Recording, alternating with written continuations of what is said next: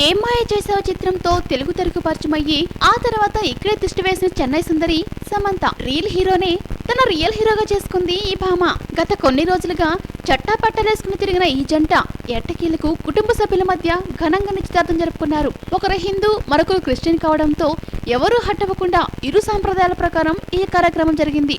దీంతో ఫుల్ ఖుష్ గా ఉన్న ఈ కపుల్ చైతన్య అసలు అమ్మాయిన విక్టర్ వెంకటేష్ చెల్లి లక్ష్మి మాత్రం ఎక్కడా కనిపించలేదు. సొంత కొడుకుకు తన కోరుకున్న అమ్మాయితో ఎంగేజ్మెంట్ జరుగుతుంటే కేవలం ప్రేక్షక పాత్రకి మిగిలిపోవడం ఇప్పుడు అందరినీ ఆలోచింపజేస్తుంది.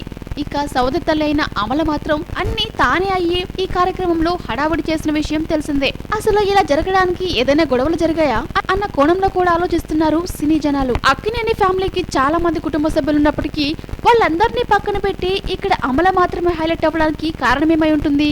ఏదేమైనా కానీ సొంత తల్లిని దూరం పెట్టి చైతు మాత్రం ఇలా సంతోషంగా నిశ్చితార్థం జరుపుకున్నాడు. గతంలో అయితే చైతన్య ఇచ్చిన చాలా ఇంటర్వ్యూస్ లో తనకు తల్లి అంటే ప్రాణం అని చెప్పిన ఈ హీరో ఇప్పుడు మాత్రం తల్లి లేకుండా ఎంగేజ్మెంట్ ఎలా చేసుకున్నాడు ఏమో మరి.